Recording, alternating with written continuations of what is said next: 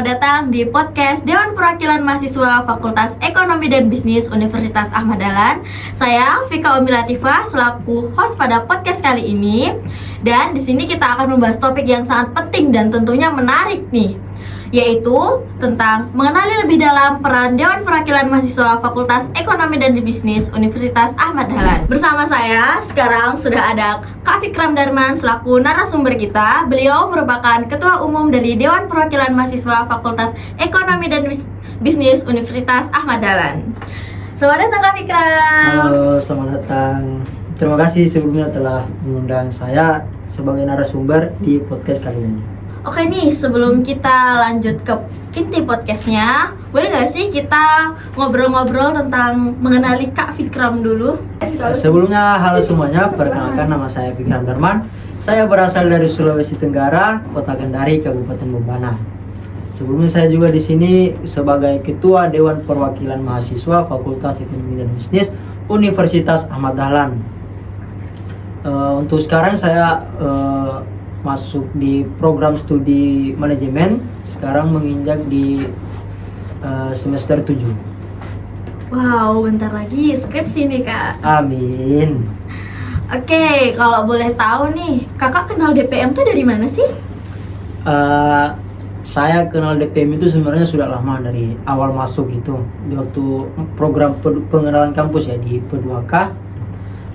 Kebetulan kan kemarin itu di tahun 2021 itu masih COVID ya, jadi semuanya masih online, masih daring.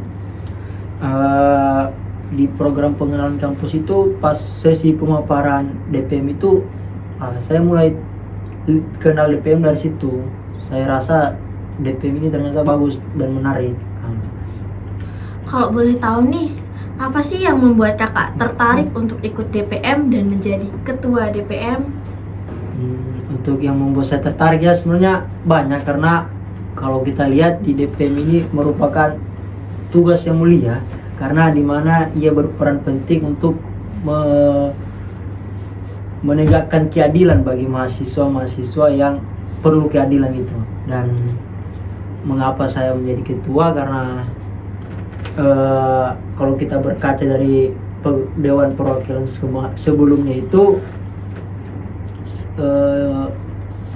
DPM sebelumnya itu kurang kelihatan bagi mahasiswa. Jadi saya hadir untuk menjadi ketua karena ingin meningkatkan kredibilitas Dewan Perwakilan di kalangan mahasiswa. Karena kalau kita lihat sekarang itu DPM itu mulai menurun. Banyak mahasiswa yang kurang tahu apa itu DPM. Oh, itu juga sekaligus menjadi tujuan Kakak untuk masuk DPM ya? Iya. Oke nih Kak, udah selesai nih perkenalan tentang Kak Fikram nih. Sekarang kita masuk sesi inti dari podcast kita. Aduh. Oke, untuk yang pertama, boleh nggak sih Kakak kenalin apa itu DPM? Jadi DPM itu merupakan salah satu ormawa di kampus, di mana yang memiliki kedudukan struktural tertinggi di antara eksekutif. Dari DPM itu merupakan badan legislatif yang bertugas dan memiliki wewenang seperti advokasi, budgeting pengawasan, legislasi, dan juga politik jaringan.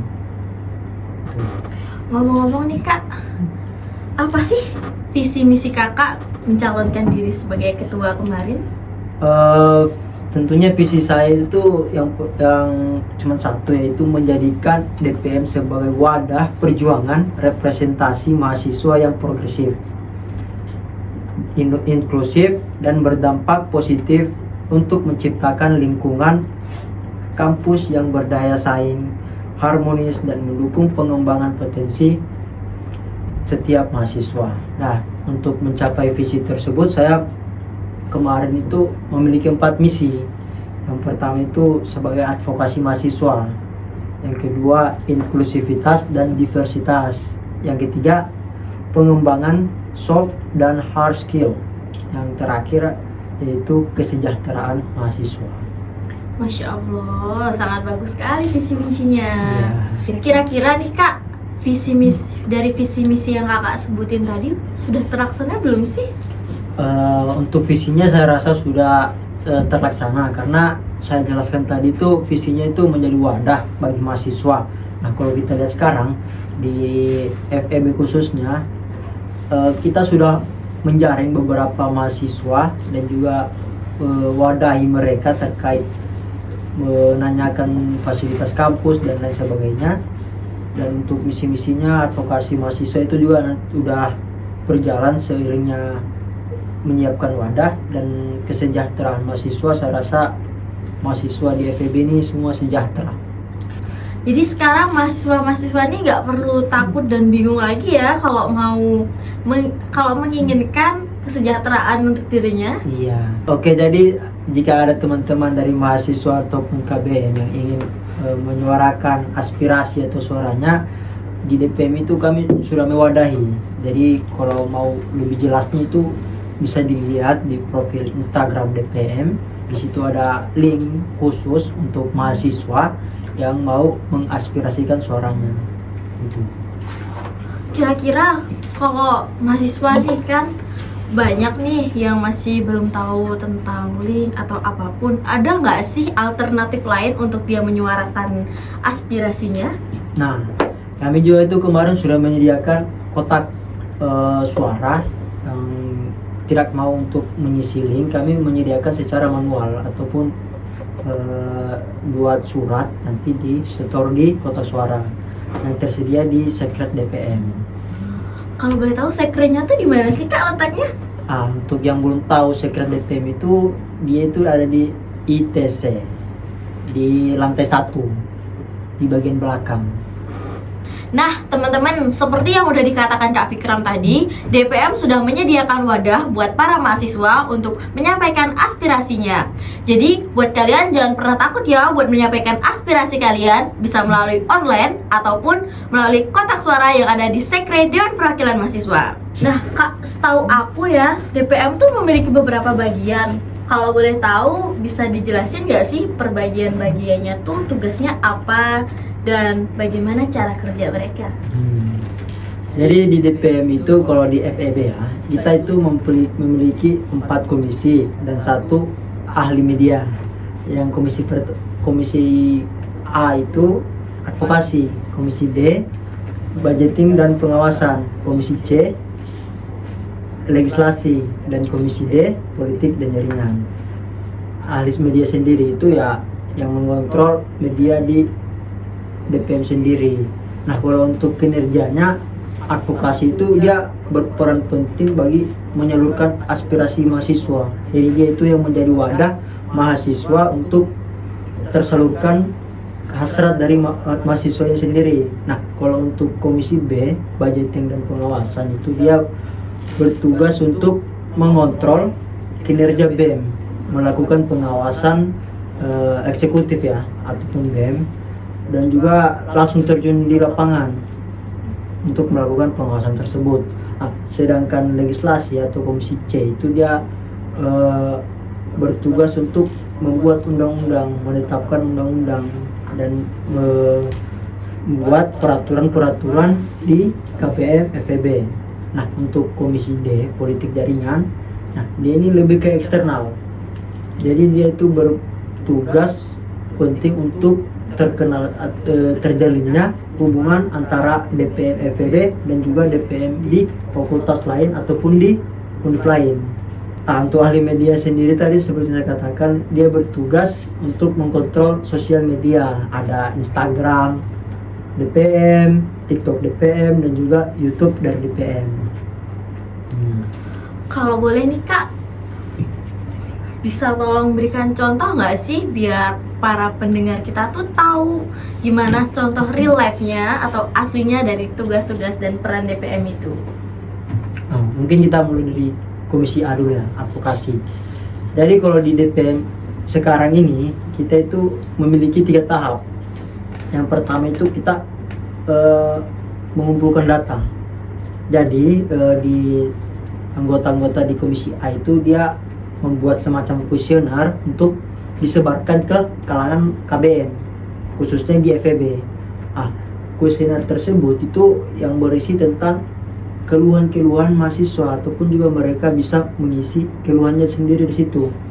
Setelah mereka mengisi, baru ada tahap kedua. Nah, tahap kedua ini kita melakukan kajian.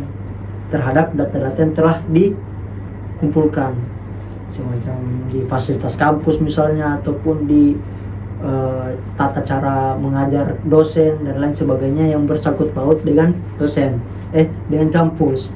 Nah, setelah tahap itu yang ketiga, nah ini tahap audiensi. Di mana tahap audiensi ini kita mengundang seluruh KBM untuk hadir bersama-sama untuk menyuarakan apa yang telah kita kumpulkan tadi, apa yang telah kita kaji tadi. Dan biasanya kalau di tahap ini kita sudah mengundang petinggi kampus seperti UDEKAN dan lain sebagainya di kalangan fakultas.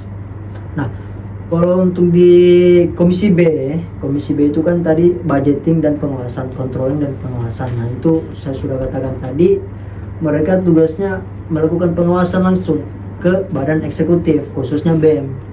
Jadi terkait proposal, LPJ dari BEM itu semua diserahkan dulu ke komisi B untuk dilihat, dicocokkan apakah udah benar atau belum. Jadi semacam itulah pengawasan. Dan terus komisi C itu legislasi, yang itu dia bertugas untuk membuat peraturan atau enggak menetapkan undang-undang di KBM dan juga di fakultas FEB. Nah, kalau untuk komisi D, politik dan jaringan, tugasnya dia itu semacam menjalin relasi dengan kalangan-kalangan DPM di luar fakultas ataupun di universitas lain, semacam mengadakan studi banding dan lain sebagainya. Nah, kalau staf ahli media, dia itu ya mendokumentasi dan lain sebagainya. Dan seperti yang sekarang ini kan merupakan program dari ahli media ya. Gitu. Wow, sangat mulia sekali ya tugas-tugas para Dewan Perwakilan Mahasiswa ini. Kalau dari Kak Fikram nih, inginnya DPM dipandang seperti apa sih oleh mahasiswa? Tentunya saya ingin DPM itu dipandang oleh mahasiswa sebagai wadah untuk menyampaikan keluh kesah mereka. Saya ingin menjadikan DPM ini sebagai alat mereka untuk lebih tahu lagi tentang kebijakan-kebijakan apa yang telah ditetapkan oleh kampus. Dan juga saya ingin mahasiswa itu mau membantu kami dengan cara menyampaikan aspirasi mereka. Jikalau mungkin tidak ada kebijakan kampus yang perlu dibenahi, ya mungkin fasilitasnya atau apa lain semacamnya. Karena mungkin kalau kita lihat dari sekarang ya, mungkin masih banyak keluhan-keluhan mahasiswa yang perlu diaspirasikan. Seperti kemarin salah satu contohnya itu ada beberapa ruangan yang masih AC-nya kurang dan lain sebagainya. Jadi saya harap mahasiswa itu jangan diam saja dan juga jangan takut untuk menyuarakan aspirasinya, karena kami di sini sangat-sangat menjaga privasi teman-teman ketika ada yang ingin menyampaikan aspirasinya. Kami tidak akan membeberkan ke kalangan luas bahwa si mahasiswa ini nih yang contohnya mahasiswa ini yang mengkomentari hal seperti ini, dan kami nggak akan menjeratkan mahasiswa seperti itu.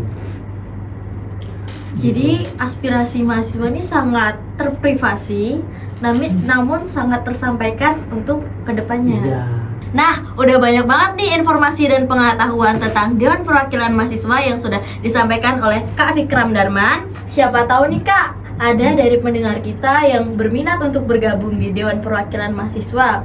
Bagaimana sih Kak cara bergabung di Dewan Perwakilan Mahasiswa itu sendiri? Oke, sebenarnya untuk bergabung ke Dewan Perwakilan Mahasiswa itu cukup mudah gampang. Yang penting itu kalian harus punya partai. Nggak harus punya partai, tapi harus punya surat mandat dari partai. Nah, kalau di FEB UAD sendiri itu kita ada 3 partai. Yang ada pertama itu ada Farmasi, yang kedua itu ada PPM, yang ketiga ada PMN. Nah, kemarin saya itu maju sebagai DPM itu lewat partai Farmasi. Jadi kita harus mempunyai surat mandat dari partai. Setelah itu kita mendaftar ke KPU. KPU. Setelah mendaftar di KPU, kita situ kemudian dipilih oleh mahasiswa, semacam demokrasi atau pemilihan mahasiswa. Setelah itu dipilih, misalnya sudah terpilih nih, mahasiswa sudah memilih kita, maka kita akan masuk ke kongres. Kongres itu yang akan melantik siapa jadi ketua DPM dan juga wakil ketua DPM. Tapi sebelum itu, di kongres itu ada namanya sidang istimewa. Sidang istimewa itu membahas struktural DPM sendiri. Jadi setelah yang tadi beberapa orang yang mencalonkan untuk menjadi DPM terpilih, jadi mereka terkumpul lah dari satu forum. Misalnya nih ada 9 orang. Dari 9 orang ini mereka melakukan sidang istimewa. Sidang istimewa yang membahas siapa yang bakal menjadi ketua Dewan Perwakilan Mahasiswa dan juga siapa yang akan menjadi wakil ketua Dewan Perwakilan Mahasiswa dan juga ketua komisi A, komisi B, komisi C dan juga komisi D.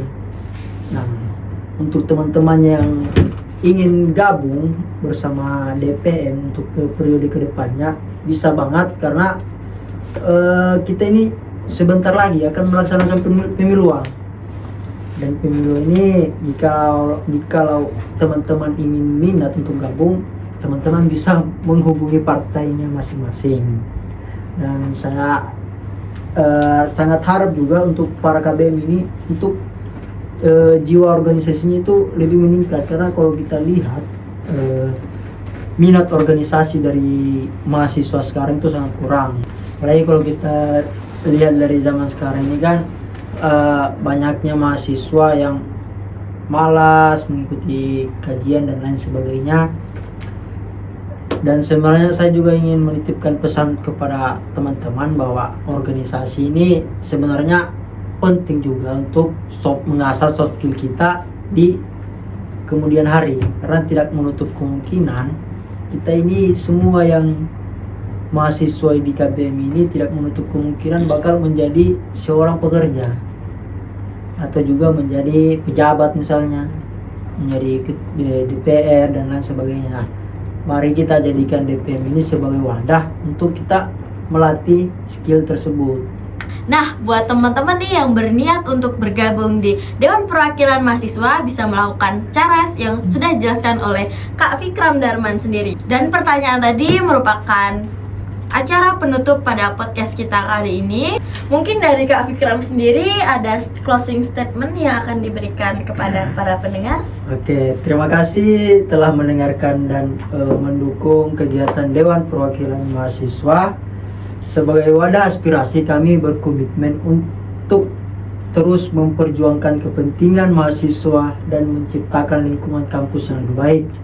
Kami mengajak seluruh mahasiswa, khususnya di Fakultas Ekonomi dan Bisnis, untuk aktif berpartisipasi, memberikan masukan dan bersama-sama mewujudkan perubahan positif.